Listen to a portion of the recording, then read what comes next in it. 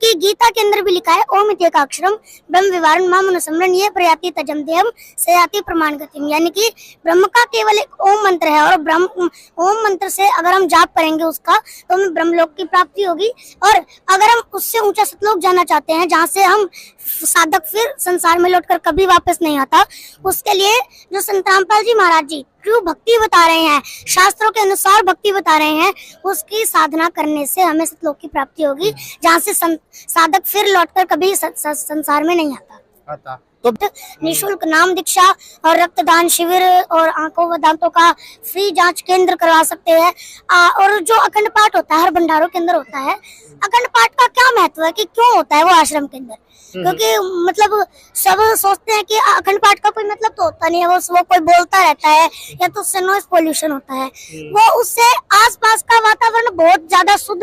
अभी तक हमने हिंदू धर्म के अंदर 4 वेद सुने थे, ऋग्वेद, यजुर्वेद, सामवेद और अथर्ववेद, पर 5वां वेद सूक्ष्म वेद ऐसा वेद है जिसके अंदर इन चारों वेदों का निचोड़ है 24,000 वाणियों के अंदर, और उन्हें अभी तक ना ये मिली नहीं थी, मतलब जो थी सूक्ष्म वेद थी उन्हें ये नकली धर्मगुरुओं को मिली नहीं थी। अच्छा, इसलिए इनकी पोल खुलेगी उनमें। हाँ, उनके अंदर इनकी पोल खुलेगी, अभी तक वो मिली नहीं थी उन्हें।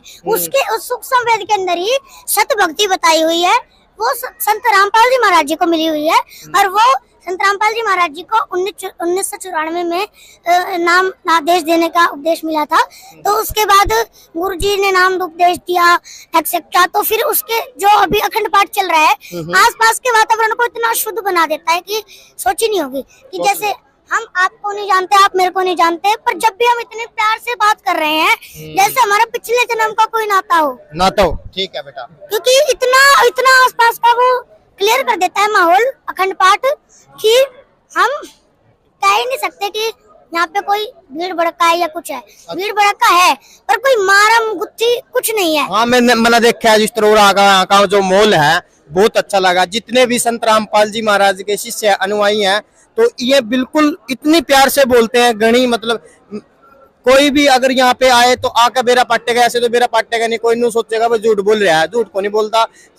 जितने भी मेरे बहन भाई देखने लग रहे हैं भी एक बार आकर देखो।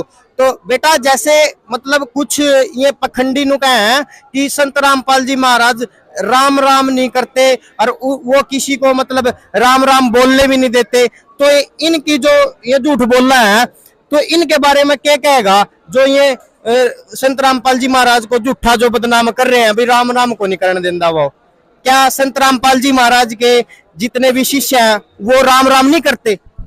देखो राम हर एक चीज पे राम लगाते हैं, हम हर एक चीज में राम लगाते हैं। आप भंडारे में चले जाओ, लड्डू राम, जलेबी राम, बर्फी राम, हर एक चीज में राम लगाते हैं। हम राम नाम से मुंह नहीं फेरते, पर हम उस राम की साधना करते हैं जो सतलोक में बैठा है, जो सचखंड में बैठा है, जहाँ से साधक फिर लौटकर कभी संसार में नहीं आता। हम उस राम की भक्ति करते हैं। अच्छा, मतलब राम राम करते हैं। फिर ये झूठ बोला जो पखंडी है, मतलब ये जो इनको चीड़ होती है भी संत रामपाल जी महाराज के जो शिष्य है भी बढ़ रहे हैं काफी, मतलब जो सच्चा ज्ञान सुन का आन लग रहे भी इनकी मतलब उनको जाने का रोकने का काम, गुमराह करने का काम करने लग रहे हैं। जो नकली है पखंडी जो धर्म के गुरु है, इन्हें एक ठेका ठा रखा भाई झूठ बोलेंगे, झूठ के सिवा कुछ नहीं बोलेंगे। जैसे हम फिल्म देखते थे पहला, मैं गीता पे हाथ रख के कसम खाता हूँ कि सच बोलेंगे और सच के सिवा कुछ नहीं बोलेंगे। ऐसी एक झूठ की किताब बना रखी, आज खोलेंगे और आपको दिखाएंगे भी आखिर यह झूठ की किताब बनाई किसने। इन नकली जो पखंडी है ना, इन बना रखिया भाई नकली, क्योंकि ये कसम खाते हैं बोले झूठ बोलेंगे और झूठ के सिवा कुछ नहीं बोलेंगे, इन कसम का रखी।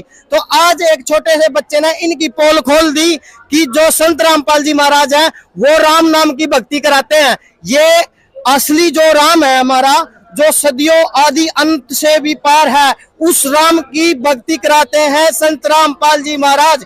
और ये नकली पखंडी ये गुरु इन ठेका ठा रखा झूठ बोलने का, ये भाई संत रामपाल जी महाराज राम नाम करने से रोकते हैं। तो इनकी बहुत ही ज्यादा ये झूठ बात है, क्योंकि इनकी दुकानदारी ठप होने लग रही है। इसीलिए आइए